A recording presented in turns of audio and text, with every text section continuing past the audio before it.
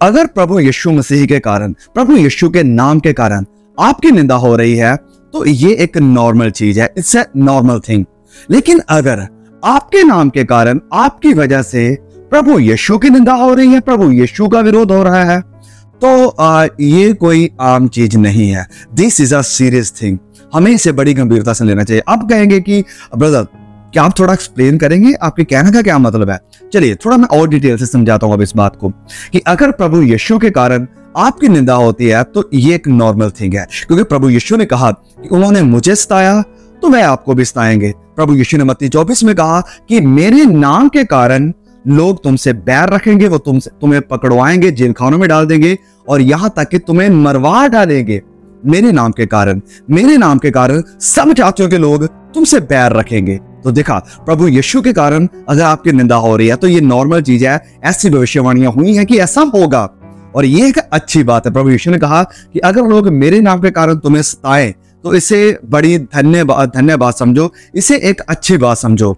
लेकिन वहीं अगर इसके ऑपोजिट होता है कि आपके कारण, आपकी वजह से प्रभु यीशु की निंदा हो रही है, लोग प्रभु यीशु का मजाक बना रहे हैं, प्रभु यीशु का विरोध करने लगे हैं, तो ये एक वो चीज है जो कि नहीं होनी चाहिए। अब इसका क्या मतलब है कि अगर आपके कारण, आपके बिहेवियर के कारण, आपके चलने फिरने के तरीके के कारण, आपके क्रिश्चियन लाइफस्टाइल के कारण, आपके बोलने के तरीके के कारण, आपके पैसे को हैंडलिंग के कारण, आपके संसार में जिस तरह की आप बातचीत करते हैं, जिस तरह के आप लोगों के साथ बिहेव करते हैं, अगर इन सब चीजों के कारण लोग ये कहते हैं कि ये तो अपने आप को क्रिश्चियन कहता है, अरे ये कैसे परमेश्वर को मानता है, क्या इनके चर्च में यही सब कुछ सिखाया जाता है, क्या इनका प्रभु यीशु इन्हें ये गालियां निकालना सिखाता है, क्या इनका प्रभु यीशु इन्हें ये गंदे काम करना सिखाता है, क्या इनका प्रभु यीशु इन्हें झूठ बोलना, इन्हें गलत काम करना सिखाता है, क्या इनका प्रभु यीशु पैसे का हेरफेर करना इन्हें सिखाता है, क्या इनका प्रभु यीशु इन्हें चोरियां करना सिखाता है? तो अब क्या हो रहा है यहां पर कि आपके कारण, आपके इस एटीट्यूड के कारण परमेश्वर के नाम की निंदा हो रही है। सुनिए, इस चीज का वचन में भी जिक्र हमें देखने को मिलता है। जब हम पढ़ते हैं रोमियो अध्याय 2 और उसके वचन 24 में, यहां पर संत पौलुस कहते हैं, क्योंकि तुम्हारे कारण अन्य जातियों में परमेश्वर के नाम की निंदा की जाती है। तुम्हारे कारण अन्य जातियों के लोगों में परमेश्वर के नाम की निंदा की जाती है। अब होना क्या चाहिए था कि देखिए, प्रभु यीशु ने क्या कहा कि जाओ और तुम्हारी ज्योति मनुष्यों के ऊपर चमके, तुम संसार के नमक हो, तुम जगत की ज्योति हो, तो जाकर ज्योति में, संसार में अपना स्वाद भरो। तो ये थी प्रभु यीशु की कमांड कि हम मसीह लोग जो प्रभु यीशु, सच में प्रभु यीशु के पीछे चलने वाले हैं। मैं दोगले लोगों की बात नहीं कर रहा हूं कि जो जिनके नाम के साथ तो मसीह आता है, मसीह परिवार में तो पैदा हुए हैं, कभी कभी चर्च में भी जाते हैं, लेकिन मसीह के साथ कोई रिलेशनशिप नहीं है, मसीह के साथ उनका जो रिलेशन है वो गंभीर नहीं है। प्रभु यीशु को उन्होंने नहीं चखा, नए सिरे से पैदा नहीं हुए, पवित्र आत्मा को उन्होंने अपनी जिंदगी में अनुभव नहीं किया है, पवित्र आत्मा के द्वारा उन्होंने अभी तक बपतिस्मा नहीं लिया है, तो उन लोगों की मैं बात नहीं कर रहा हूं। मैं बात कर रहा हूं उन लोगों की जो कि दावा करते हैं कि आई एम ए क्रिश्चियन, मैं चर्च जाता हूं, मैं बाइबल को पढ़ता हूं, मैं प्रार्थना करता हूं। तो अगर आपके कारण, सुनिए, अगर आपके कारण, क्योंकि आप बुलाए गए थे जगत की ज्योति होने के लिए, जो सच्चे मसीह हैं, आप बुलाए गए हैं कि आप जगत के लिए एक नमक के जैसे काम करें। नमक जो कि चीजों को प्रिजर्व करता है, नमक जो कि चीजों में स्वाद को भरता है। तो हम बुलाए गए हैं इस चीजों के लिए कि हम जगत के लिए एक रोशनी बने, एक रोशनी का काम करें, अंधकार में फंसे हुए लोगों को रोशनी की तरफ लेकर आए, उन्हें रोशनी दिखाएं।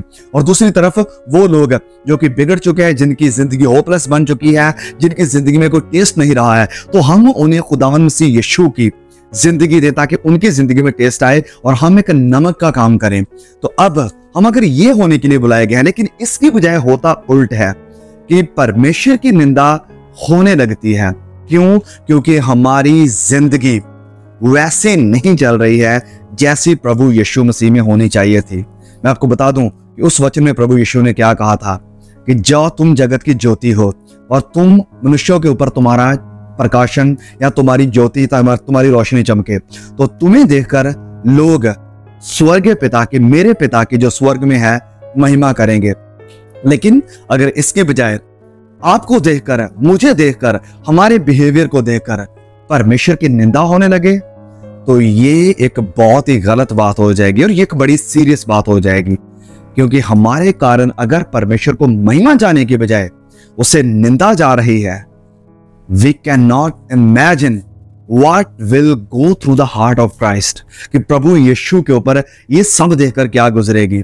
और इस सब का रिजल्ट, इसका नतीजा फिर देखना पड़ेगा। क्योंकि ये जो बात संत पौलुस यहाँ पर नए नियम में कोट कर रहे हैं, ये वो पुराने नियम से ले रहे हैं। तो पुराने नियम में ऐसा हुआ था कि इस्राएलियों के कारण परमेश्वर की निंदा होने लगी थी कि इनका परमेश्वर इन्हें बचा नहीं पाया, इनके परमेश्वर ने इन्हें गुलामी में भेज दिया। तो गुलामी में परमेश्वर ने भेजा था, उनके गुनाहों के कारण वे लोग गुलामी में आए थे। तो इसके कारण परमेश्वर ने उन्हें सजा दी, उनका न्याय किया और उन्हें गुलामी में भेज दिया।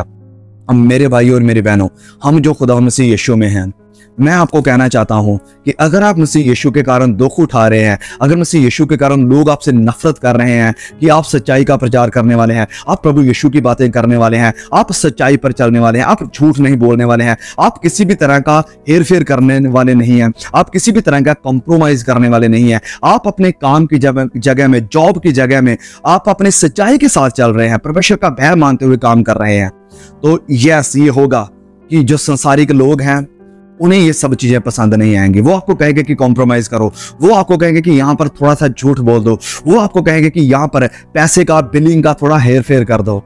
लेकिन यही वो टाइम है कि you need to take the stand. यहीं पर आपको कॉम्प्रोमाइज नहीं करना है, कॉम्प्रोमाइज को ना बोलना है। और जब आप कॉम्प्रोमाइज नहीं करेंगे, ना बोलेंगे, परमेश्वर के लिए सच्चाई में खड़े रहेंगे, तो लोग आपको नफरत करेंगे।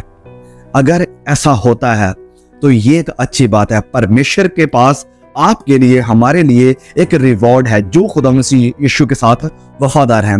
लेकिन इसके बजाय अगर परमेश्वर के नाम की निंदा होती है, अगर आप ऐसे काम करते हैं कि परमेश्वर के नाम की निंदा होती है, तो इसका भी परमेश्वर के पास रिवॉर्ड है, जो कि अनंत आग है, हमेशा की मौत है। सो मेरे प्रिय भाई और बहनों, मैं फिर से उसी स्टेटमेंट के साथ इस वीडियो को खत्म करना चाहूंगा कि सुनिए, अगर प्रभु यीशु के कारण, प्रभु यीशु मसीह के नाम के कारण आपकी निंदा होती है, तो ये एक अच्छी बात है, आप धन्य हैं, मुबारक हैं। लेकिन अगर इसकी बजाय आपके कारण, आपके नाम के कारण परमेश्वर की निंदा हो रही है, तो this is a disasters thing. ये एक बहुत ही भयानक बात है।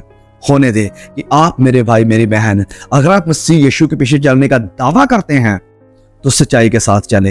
ये कंप्रोमाइज वाली जिंदगी और ये दो बेड़ियों में चलने वाला काम ना करें। एक तरफ हो जाए, जहां तो कह दें कि मैं यीशु को नहीं मानता हूं, I am not a Christian, या तो ये कह दें। लेकिन अगर आप एक क्रिश्चियन हैं, अगर आप ये दावा करते हैं, अगर आपके नाम के साथ, अगर आप मसीह फैमिली में पैदा हुए हैं कि आप क्रिश्चियन हैं, तो होने दे कि आप पवित्र बाइबल को पढ़े और जैसे प्रभु यीशु चलते थे वैसे ही चलना शुरू करें। प्रभु यीशु ने अपनी पूरी जिंदगी, यहाँ तक कि मिनिस्ट्री में आने से पहले ही उनका मकसद, उनका मिशन, उनका पर्पस था पिता को प्रसन्न करना। और जब प्रभु यीशु का बपतिस्मा होता है, हम जानते हैं कि वो उनकी मिनिस्ट्री की शुरुआत थी। तो मिनिस्ट्री की शुरुआत में ही प्रभु यीशु के ऊपर ये आवाज आती है कि ये मेरा सबसे प्यारा बेटा है, जिससे मैं बहुत खुश हूं, जिससे मैं बहुत प्रसन्न हूं। ओके, अब प्रभु यीशु ने अभी तक मिनिस्ट्री नहीं की थी, अभी तक प्रचार करना शुरू नहीं किया था, अभी तक किसी बीमार को चंगा करना शुरू नहीं किया था। लेकिन मिनिस्ट्री शुरू करने से पहले, प्रचार करने से पहले, चंगाइयां करने से पहले ही परमेश्वर ये कह रहे हैं कि ये मेरा बेटा जिससे मैं प्रसन्न हूं। मतलब कि 30 साल तक में भले ही वो मिनिस्ट्री में नहीं थे, लेकिन फिर भी उनकी जिंदगी वैसी थी जैसे पिता को प्रसन्न करने वाली थी। अब मैं आपको कहना चाहता हूं, मेरे भाइयों, मेरी बहनों, हो सकता है आप मिनिस्ट्री में नहीं हैं, हो सकता है आप ऐसे फ्रंट लाइन में लीड नहीं कर रहे हैं, हो सकता है आप प्रचार करने वाले नहीं हैं, हो सकता है आप बड़ी बड़ी चंगाइयां करने वाले नहीं हैं, हो सकता है आपने डायरेक्ट किसी मिनिस्ट्री में कदम नहीं रखा है। लेकिन मिनिस्ट्री के बाहर क्या आपकी जिंदगी ऐसी है जो पिता को प्रसन्न करती है? क्या पिता मेरी और आपकी तरफ देखकर ये कह सकते हैं कि ये मेरा प्यारा बेटा, ये मेरी प्यारी बेटी है जिससे मैं बहुत प्रसन्न हूं? Yes, and this matters. सेवकाई, मिनिस्ट्री, चंगाइयां, ये प्रचार, ये सब कुछ बाद में है। इट्स अ गुड थिंग, ये अच्छी बात है, जरूरी है, बहुत जरूरी है। प्रभु यीशु ने भी किया, तो इसलिए मैं नहीं कह सकता हूं कि ये जरूरी नहीं है, जरूरी है, लेकिन ये बाद की बात है।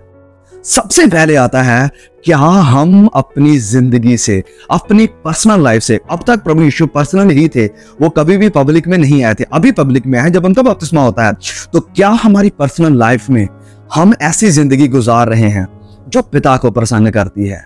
क्या प्रभु यीशु, पिता परमेश्वर, पवित्र आत्मा हमारी तरफ नजरें लगाकर कह सकता है कि इस मेरे बेटे से, इस मेरी बेटी से मैं बहुत प्रसन्न हूं, मैं बहुत खुश हूं? और ये एक बहुत बड़ी टेस्टिमनी होगी। हो सकता है लोग कहें कि मैं ऐसे कुछ नहीं हूं, ये तो कॉम्प्रोमाइज नहीं करता, मैं ऐसे कुछ नहीं हूं, ये तो झूठ नहीं बोलता है, मैं ऐसे कुछ नहीं हूं, ये तो मेरे साथ पार्टीज नहीं करता है, मैं ऐसे कुछ नहीं हूं, ये हमारे साथ गलत काम करने के लिए नहीं जाता है, मैं ऐसे कुछ नहीं हूं, ये हमारे कामों में शामिल नहीं होता। लोग ऐसा कह सकते हैं, लेकिन एट द एंड लोगों के ओपिनियन, लोगों की बातें मैटर नहीं करेंगे। एट द एंड बात वही मैटर करेगी जो परमेश्वर कहेंगे। तो क्या परमेश्वर कह सकते हैं कि मैं इससे प्रसन्न हूं, मैं इससे प्रसन्न हूं, मैं इससे खुश हूं? सो प्लीज मेरे भाइयों, मेरी बहनों, इस मैसेज को बहुत ही ध्यान से सुने, फिर से सुनिए अगर आपको फिर भी समझ नहीं कुछ आया है। और मैं चाहूंगा कि आप इस मैसेज को अपने भाई बहनों के साथ शेयर जरूर करें। God bless you. परमेश्वर मुझे, आपको, हम सबको संभाल के रखें। जल्द मिलेंगे एक और नई वीडियो के साथ। आमीन।